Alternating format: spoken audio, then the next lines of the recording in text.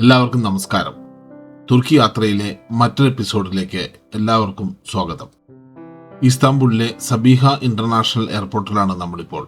ഇവിടെ നിന്ന് നമ്മൾ തുർക്കിയിലെ കപ്പഡോക്കിയ എന്ന സ്ഥലത്തേക്ക് ആണ് പോകുന്നത്. ഏകദേശം 1.5 മണിക്കൂർ നേരത്തെ യാത്രാ ദൂരമുണ്ട്. നിങ്ങൾക്കറിയാവുന്ന പോലെ ഇസ്താംബുളിൽ 2 എയർപോർട്ടുണ്ട്. ഒന്ന് നമ്മൾ ചെന്നിറങ്ങിയ ഇസ്താംബുൾ ഇന്റർനാഷണൽ എയർപോർട്ടും മറ്റേത് ഏഷ്യൻ സൈഡിലുള്ള സബീഹ ഇന്റർനാഷണൽ എയർപോർട്ടും. പെഗാസസിന്റെ ഹബ്ബ് കൂടിയായ സബീഹയിൽ നിന്നാണ് നമ്മൾ യാത്ര തിരിച്ചത്. ഇസ്താംബുളിലെ കാഴ്ചകളെല്ലാം കണ്ട് തികച്ചും വിഭിന്നമായ ഒരു പ്രദേശമായ കപ്പഡോക്കിയയിലേക്കാണ് ഈ യാത്ര. വിമാനം കപ്പഡോക്കിയയിലേക്ക് അടുക്കുമ്പോൾ തന്നെ വ്യത്യസ്തമായ ഭൂപ്രകൃതി നമ്മളെല്ലാവരെയും ആകർഷിക്കും. ചില അരികളിലെല്ലാം മഞ്ഞണിഞ്ഞ വലിയ മലകൾ കാണാം. താഴെ കൃഷിയിടങ്ങളെല്ലാം നമുക്ക് കാണാം. വിമാനം വളരെ താഴ്ന്ന് പറന്നുകൊണ്ടിരിക്കുകയാണ്. വിമാനത്തിൽ നിന്ന് നോക്കുമ്പോൾ വലിയ സോളാർ പാടങ്ങൾ നമുക്ക് കാണാം. കൊച്ചിൻ ഇന്റർനാഷണൽ എയർപോർട്ടിന്റെ അടുത്തുള്ള പോലെയുള്ള വലിയ സോളാർ പാടം.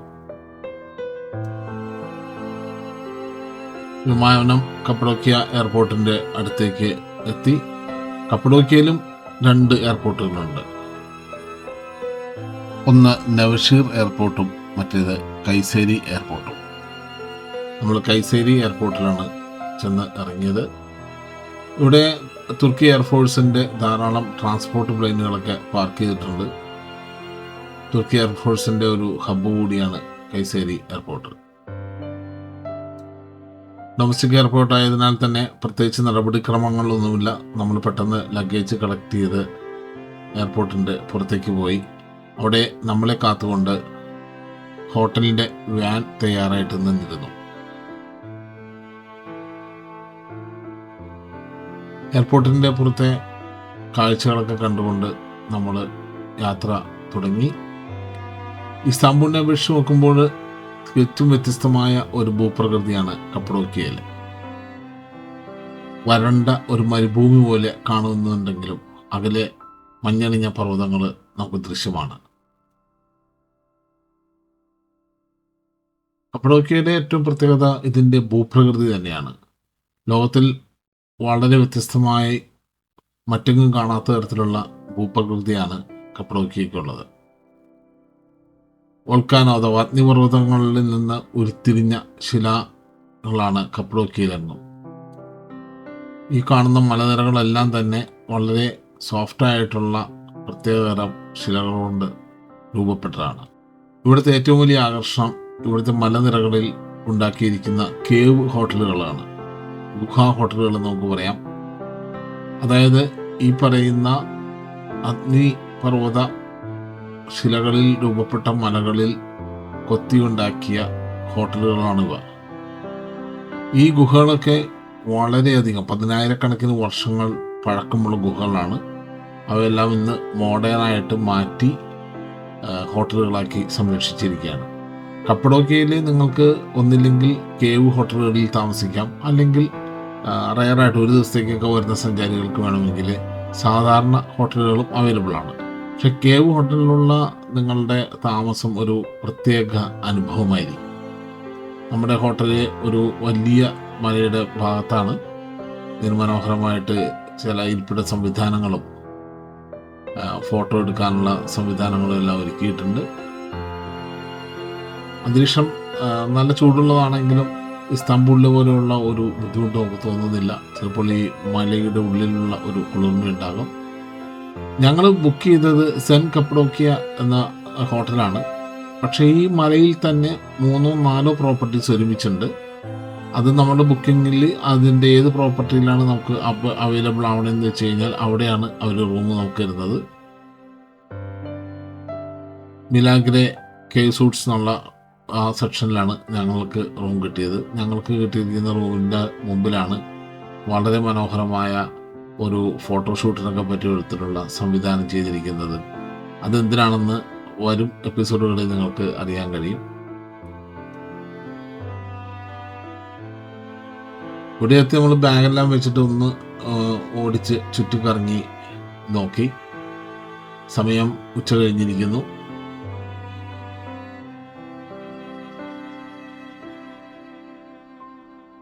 പല രാജ്യങ്ങളിൽ നിന്നും വ്യത്യസ്തമായിട്ടുള്ള ഒരു ഭൂപ്രകൃതിയും പ്രത്യേക തരത്തിലുള്ള നിർമ്മിതിയും എല്ലാമാണ് ഇവിടുത്തെ കൗതുകകരമായ കാഴ്ചകൾ. നമ്മളേതോ വളരെ പഴയ കാലത്തേക്ക് കടന്നുപോയ വിധത്തിലുള്ള ഒരു പ്രതീതിയാണ് ഈ ഹോട്ടലും പരിസരവും നമുക്ക് നൽകുന്നത്.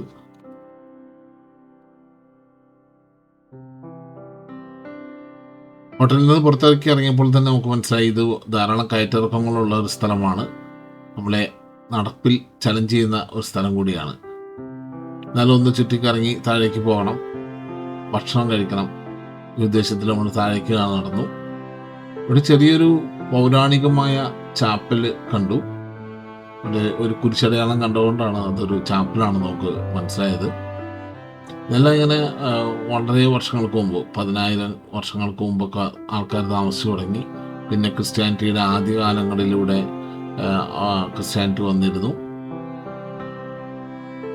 വഴിയരികിലെല്ലാം ഇങ്ങനത്തെ ക്ലേ കൊണ്ടും ഇവിടുത്തെ മണ്ണുകൊണ്ടും ഒക്കെ ഉണ്ടാക്കിയ ശില്പങ്ങളെല്ലാം ധാരാളമായിട്ട് വെച്ചിട്ടുണ്ട്. കപ്പഡോക്യയിലുള്ള 2 പ്രമുഖ സ്ഥലങ്ങളാണ് ഗൗരമയും ചൗസീനും. ഇന്നത്തെ ചൗസീൻ എന്ന് പറയുന്ന സ്ഥലത്താണ് നമ്മൾ താമസിക്കുന്നത്. വളരെ ചെറിയ ഒരു ശാന്തസുന്ദരമായ ഗ്രാമമാണ്. ഏതാനും ടാക്സികളും ഒരു റെസ്റ്റോറൻറ്റും ഒക്കെ ഉണ്ട്. റെസ്റ്റോറൻറ്റിൽ പോയിട്ട് നമുക്ക് ഭക്ഷണം കഴിക്കണം. റെസ്റ്റോറൻറ്റ് പിൻഭാഗത്തായിട്ട് പൗരാണികമായി ആളുകൾ താമസിച്ചിരുന്ന ഒരു മല നമുക്ക് കാണാൻ പറ്റുന്നുണ്ട്. ഓൾഡ് ടർക്കിഷ് ഹൗസ് എന്നറിയപ്പെടുന്ന റെസ്റ്റോറൻറ്റിലാണ് നമ്മൾ ചെയ്യുന്നത്. ഒരു ടർക്കിഷ് വിഭവമായ ബുൾഗൂറും അതേപോലെ തന്നെ പ്രത്യേകം തയ്യാറാക്കിയ ഇവർ ടേസ്റ്റി കബാബ് എന്ന് വിളിക്കുന്ന ഒരു ഇറച്ചി കൊണ്ടുള്ള വിഭവമാണ് നമ്മൾ ഓർഡർ ചെയ്തത്.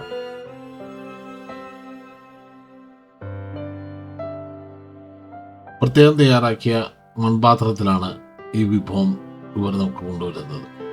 അത് നമുക്ക് കഴിക്കാനുള്ള ഒരു പാത്രത്തിലേക്ക് പകർത്തി നല്ല ആവി പറക്കുന്ന ഐറ്റമാണ് നമ്മുടെ മുമ്പിലോട്ട് എത്തിയത്.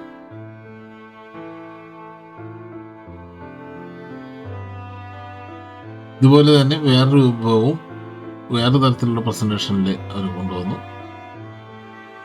നല്ല രുചികരമായ ഭക്ഷണം ആസ്വദിച്ച ശേഷം ഈ റെസ്റ്റോറൻ്റ് ഒന്ന് ചുറ്റി കടന്ന് കാണുവാൻ തീരുമാനിച്ചു. ഈ റെസ്റ്റോറൻറ്റും ഒരു ഗുഹാ റെസ്റ്റോറൻ്റാണ്. വളരെ പഴക്കമുള്ള ഈ ഗുഹയിൽ പിന്നീട് അത് ഇവർ മേടിച്ച് ഒരു റെസ്റ്റോറൻ്റായിട്ട് രൂപമാറ്റം വരുത്തുകയാണ് ചെയ്തത്. ഇതെല്ലാം തന്നെ ആദിമ ക്രിസ്ത്യാനികൾ ഉണ്ടായിരുന്ന സമയത്ത് തൊട്ടേ രൂപപ്പെട്ട ഗുഹാ ഭവനങ്ങളോ സ്ഥലങ്ങളോ എല്ലാമാണ്. ഇവിടെ വൈനൊക്കെ ഉണ്ടാക്കിയിരുന്നതിൻ്റെ ഒരു സെല്ലാറ് ഇപ്പോഴും കാണാം. വൈൻ പ്രിപ്പയർ ചെയ്തിരുന്ന ഒരു ഭാഗമാണ്. അവിടെ നിന്ന് മറ്റൊരു കാഴ്ച കാണിക്കാമെന്ന് പറഞ്ഞുകൊണ്ട് റെസ്റ്റോറൻറ്റിലെ നമ്മുടെ സുഹൃത്ത് റെസ്റ്റോറൻറ്റിന് മുൻഭാഗത്തേക്ക് കൊണ്ടുപോയി. അവിടെയുള്ളൊരു മാൻഹോൾ തുറന്നപ്പോഴാണ് ഈ റെസ്റ്റോറൻറ്റിൻ്റെ ഉൾവശത്തായിട്ട് അതിവിശാലമായ ഒരു ജലസംഭരണിയുണ്ട് എന്ന് മനസ്സിലായത്. റെസ്റ്റോറൻറ്റിലേക്കും പരിസര പ്രദേശങ്ങളിലേക്കുമുള്ള വെള്ളം കൊടുക്കുന്നത് ഈ ജലസംഭരണിയിൽ നിന്നാണ്. ഇത് മലമുകളിൽ നിന്ന് വരുന്ന ശുദ്ധമായ വെള്ളമാണ്. മറ്റു വാഷിംഗ് പോലുള്ള ആവശ്യങ്ങൾക്കുള്ള വെള്ളം വേറെ അവർ എടുക്കുന്നുണ്ട്.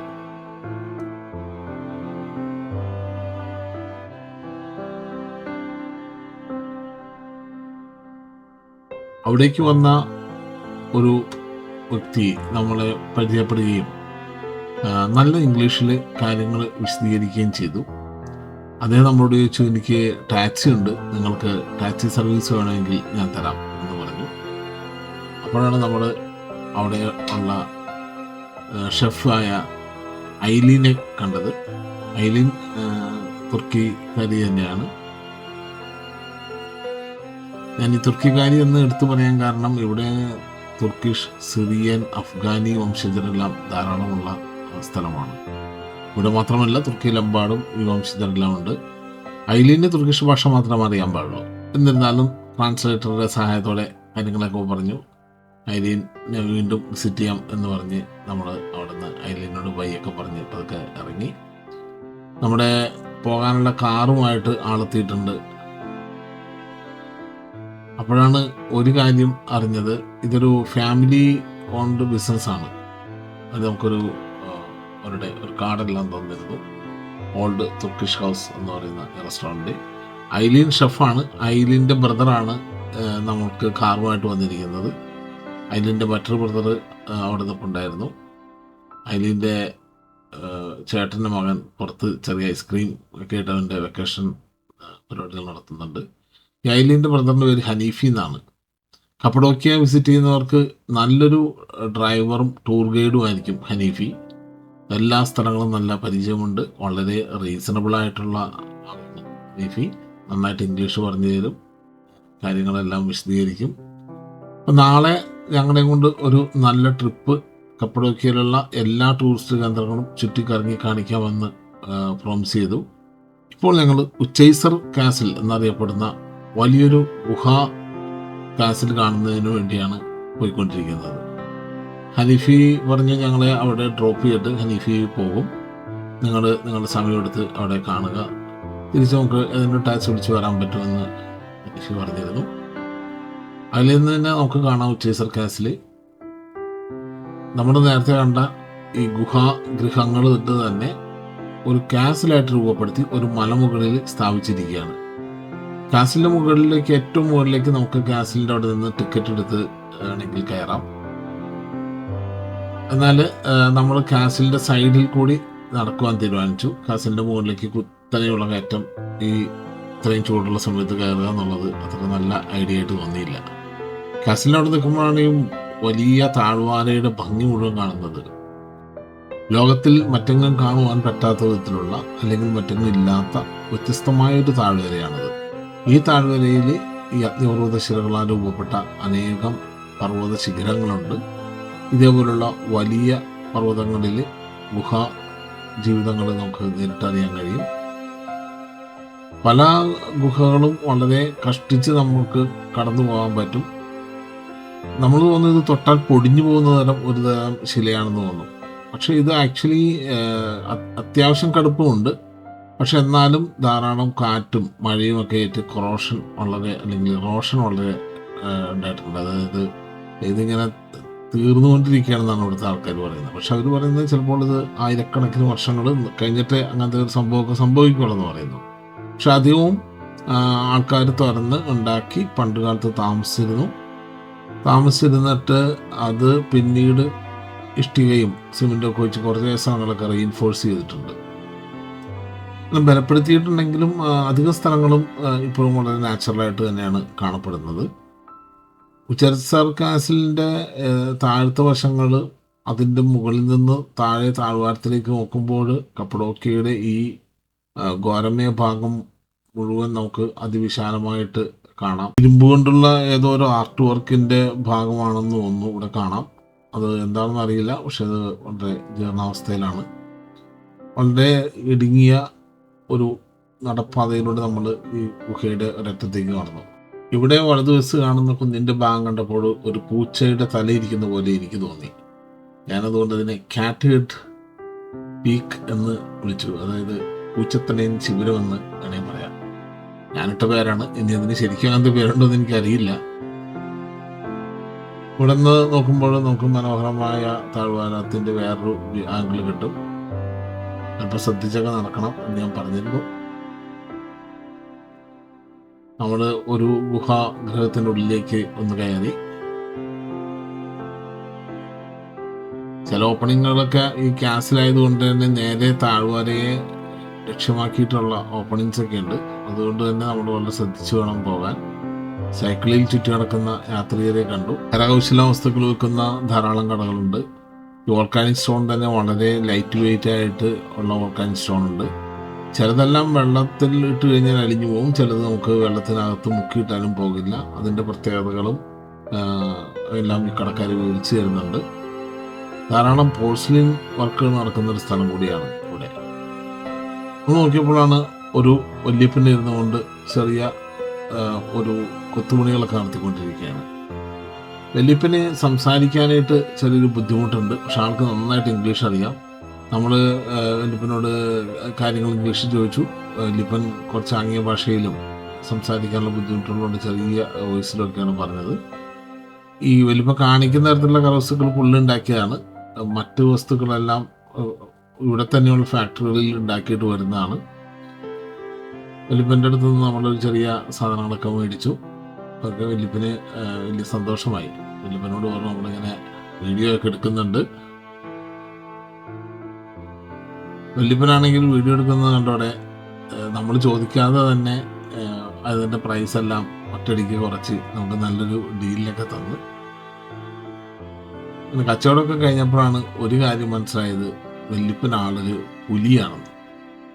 വല്യപ്പൻ തൻ്റെ പഴയ കഥകളെല്ലാം അച്ചടിച്ചു വന്നിരിക്കുന്ന മാഗസിനുകളും അതിൽ വല്യപ്പനെ കുറിച്ച് എഴുതിയിരിക്കുന്ന ഫീച്ചറുകളും ടൂറിസ്റ്റ് മാസികകളിലുള്ളതും എല്ലാം നമ്മളെ അടുത്ത് കാണിച്ചു തന്നു. വല്യപ്പനോട് യാത്ര പറഞ്ഞുകൊണ്ട് നമ്മൾ അവിടെ നിന്ന് ഇറങ്ങി. നമ്മൾ പോയത് മറ്റൊരു കടയിലേക്കാണ്. അവിടെ സെറാമിക് വസ്തുക്കൾ വെച്ചിരിക്കുന്ന ഒരു വലിയ കടയാണ്. അതിമനോഹരമായ വസ്തുക്കളാണ്. അവിടുത്തെ ഓണർ വന്ന് പരിചയപ്പെട്ടു. പുള്ളിയുടെ പേര് അലി എന്നാണ്. പുള്ളി ഇവിടുത്തെ സർവകലാശാലയിലെ ഒരു ആർട്സ് ടീച്ചറാണ്, ഒപ്പം ഒരു ഡിസൈനറും. ആദ്യം അദ്ദേഹം നമ്മുടെ അദ്ദേഹത്തിൻ്റെ ഈ കടയുടെ ഒരു അണ്ടർഗ്രൗണ്ടിലേക്ക് കൊണ്ടുപോകുന്ന വഴിയിൽ പുള്ളി നമ്മളോട് ചോദിച്ചു, നിങ്ങൾ ഇന്ത്യയിൽ നിന്ന് എവിടെ നിന്നാണെന്നൊക്കെ ചോദിച്ചു വന്നപ്പോഴാണ് ഇദ്ദേഹം ഇന്ത്യയിൽ പല പ്രാവശ്യം വരികയും 1.5 വർഷത്തോളം കൊൽക്കത്തയിൽ താമസിച്ച് ബിസിനസ് ചെയ്യുകയും ചെയ്തതാണ്. അപ്പോൾ കൊൽക്കത്തയിൽ ഇദ്ദേഹം എന്താ ചെയ്തിരുന്നുള്ള ഒരു കൗതുകം നമുക്കുണ്ടായി. അപ്പോഴാണ് അദ്ദേഹം വീഡിയോകൾ കാണിച്ചു തരുന്നത്. ഈ തുർക്കിഷ് കാർപ്പറ്റ് എന്ന് പറയുന്ന കാർപ്പറ്റും ഉള്ളൻ പുതപ്പുകളും മറ്റും കൊൽക്കത്തയിലാണ് വീവ് ചെയ്യുന്നത്. ഇവർ മെറ്റീരിയലും ചിലപ്പോൾ കൊൽക്കത്തയിൽ തന്നെയുള്ള മെറ്റീരിയലും സോഴ്സ് ചെയ്തിട്ട് അവിടെയുള്ള ലേബേഴ്സിനെ കൊണ്ട് ആണ് ചെയ്യിക്കുന്നത്. ഒരു പുള്ളിയുടെ അഭിപ്രായത്തിൽ വളരെ ചീപ്പ് ലേബറാണ്. എന്നിട്ട് ഇത് തിരികെ തുർക്കിയിലോട്ട് കൊണ്ടുവരാതെ ഇന്ത്യയിൽ നിന്ന് തന്നെ അമേരിക്കയിലേക്കാണ് എക്സ്പോർട്ട് ചെയ്യുന്നത്. ഇപ്പോൾ അദ്ദേഹത്തിന് ആ ബിസിനസ് അദ്ദേഹത്തിൻ്റെ ഒരു സുഹൃത്താണ് നടത്തുന്നത്. അദ്ദേഹം പറഞ്ഞു മാംഗോ കാർപ്പറ്റ് എന്നാണ് അദ്ദേഹത്തിൻ്റെ ആ സംരംഭത്തിൻ്റെ പേരെന്ന് പറഞ്ഞു. അത്യാവശ്യം ചില ബംഗാളി വാക്കുകളും ഒക്കെ അറിയാം. അദ്ദേഹം നമ്മൾ കഥകളൊക്കെ കേട്ടോടെ ഉഷാറായി. അദ്ദേഹത്തിൻ്റെ ഈ കടയുടെ അനേകം ഭാഗങ്ങളിലേക്ക് നമ്മൾ കൊണ്ടുപോയി. നമ്മൾ പുറത്തുനിന്ന് നോക്കുമ്പോൾ ഒരു ചെറിയ കടയാണെങ്കിലും ഇത് അതിവിശാലമായിട്ട് കിടക്കുകയാണ്. ഈ മലയുടെ പല പല ഗുഹകൾ കണക്ട് ചെയ്ത് പോയിരിക്കുന്നതിനകത്താണ് ഇദ്ദേഹത്തിൻ്റെ ഡിസ്പ്ലേ മുഴുവൻ. ഇതെല്ലാം ഹാൻഡ് മെയ്ഡാണ്. ഇതെല്ലാം കപ്പഡോക്കിയയിൽ തന്നെ ഉണ്ടാക്കുന്നതാണ്. ചൈനീസ് വസ്തുക്കളൊന്നും തന്നെ ഇല്ല. ഇവിടുത്തെ ഫാക്ടറികളിൽ ഇവരുടെ ഡയറക്റ്റ് ഡിസൈനിൽ ഫാക്ടറികളിൽ ഉണ്ടാക്കുന്ന വസ്തുക്കളാണ്. നമുക്ക് ഉള്ളിലോട്ട് പോകുന്നതോറും നമ്മളിങ്ങനെ എവിടെയാണ് ഇതിൻ്റെ ഒരു അവസാനം എന്നറിയാതെ ചുറ്റി നടന്നുകൊണ്ടിരിക്കുകയാണ്.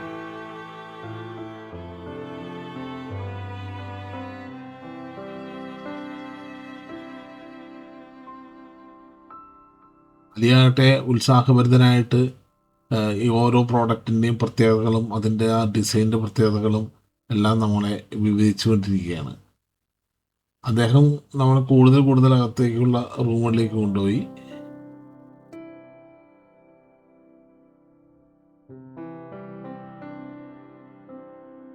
ശരിക്കും സെറാമിക്കിൻ്റെ ഒരു അത്ഭുത ലോകം തന്നെയാണ്. മനോഹരമായ വർക്കുകൾ, ഇതെല്ലാം ഹാൻഡ് മെയ്ഡാണ്.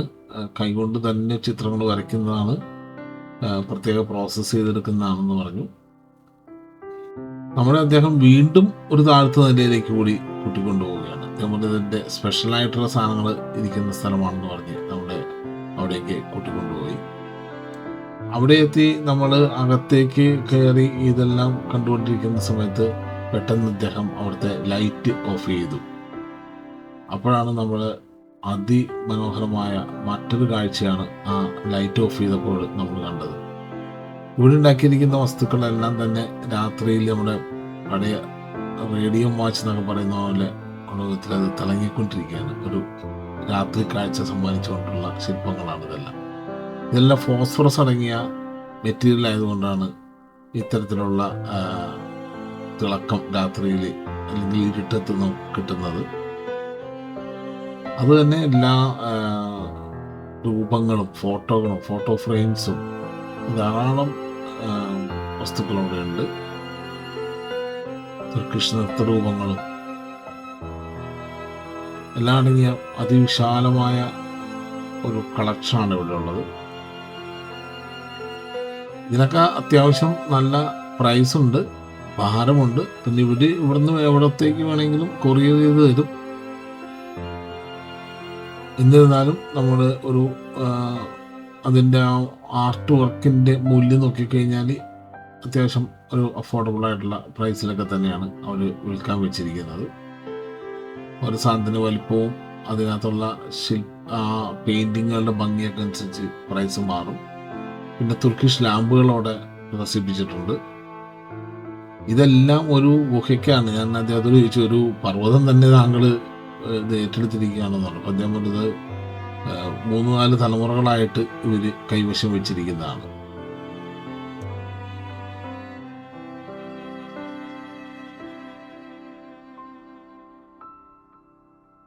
നമ്മൾ കടയിൽ നിന്ന് ഇറങ്ങി ഉച്ചീസർ കാസിലിൻ്റെ മറ്റു സൈഡിലേക്ക് പോയി. ഇവിടെ ധാരാളം ഡ്രൈ ഫ്രൂട്ട്സും മറ്റുമെല്ലാം വെച്ചിട്ടുണ്ട്. അധികവും ടൂറിസ്റ്റുകൾ വരുന്ന ഒരു പ്രദേശമായതുകൊണ്ട് അവർക്കുള്ള സാധനങ്ങളെല്ലാമാണ് വിൽപ്പനയ്ക്ക് വെച്ചിരിക്കുന്നത്.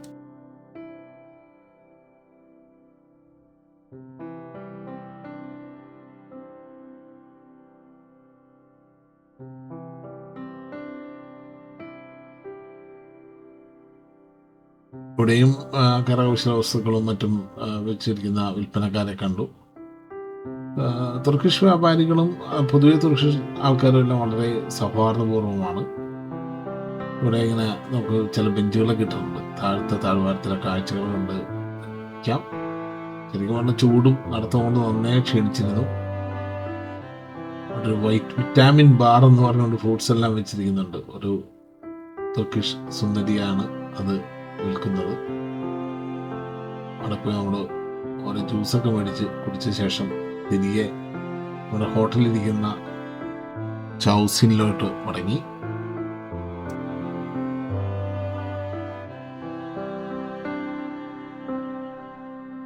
ഹോട്ടലിൻ്റെ പരിസരത്തെല്ലാം ഒന്ന് ചുറ്റിക്കറങ്ങി നോക്കി കഴിഞ്ഞപ്പോൾ ഇവിടെ എല്ലാം ധാരാളം ഫലവൃക്ഷങ്ങൾ, അതായത് വൃക്ഷം എന്ന് പറയാൻ പറ്റില്ല, ഈ ബെറീസ്, അതായത് ചെറിപ്പഴങ്ങൾ എല്ലാം ഉണ്ടാകുന്നുണ്ട്. വെറുതെ വഴിയുടെ അരികിലാണ് നിൽക്കുന്നത്. അപ്പോൾ തുർക്കിയിലെ നിയമം അനുസരിച്ച് വഴിയിൽ നിൽക്കുന്ന പഴങ്ങൾ ആർക്ക് വേണമെങ്കിലും പറിച്ച് കഴിക്കാം. ബെറികളെല്ലാം പഴുത്ത് നല്ല പാകമായിട്ട് നിൽക്കുകയാണ്. ഈ ബെറികളൊന്നും തന്നെ നമ്മൾ ബാക്കി വയ്ക്കില്ല എന്നുള്ള ഒരു പ്ലാനിൽ അതുകൊണ്ട് നമ്മൾ അറ്റാക്ക് തുടങ്ങി. അതിനുശേഷം താഴോട്ട് നടന്നു. ഇവിടെ ഒരു പുരാതനമായ ശ്മശാനം കാണാം. 1928 ഉള്ള ഹെഡ് സ്റ്റോണുകൾ അവിടെ കാണുന്നുണ്ടായിരുന്നു. ഇവിടെ ചില ബഗ്ഗി ഗ്രൂപ്പുകളൊക്കെ ഗ്രൂപ്പ് ടൂറായിട്ട് ബഗ്ഗികൾ ഇവിടെ റൈഡ് ചെയ്ത് ഇവിടെ വരാൻ പറ്റും. താഴെ ബഗ്ഗിയുടെ ആൾക്കാരൊക്കെ വന്നിട്ടുണ്ട്. നമുക്ക് നാളെ വളരെ പ്രധാനപ്പെട്ട ചില പരിപാടികളുണ്ട്. അതുകൊണ്ട് തന്നെ നാളെ അതിരാവിലെ 3:30 മണിക്ക് എഴുന്നേൽക്കണം. നേരത്തെ ഹോട്ടലിൽ പോയി കിടക്കാമെന്ന് തീരുമാനിച്ചു. സമയം ഏകദേശം ഒരു 8:30 മണിയായിട്ടുണ്ട് ഇപ്പോൾ തന്നെ. അടുത്ത എപ്പിസോഡിൽ വീണ്ടും കാണാം. Thank you.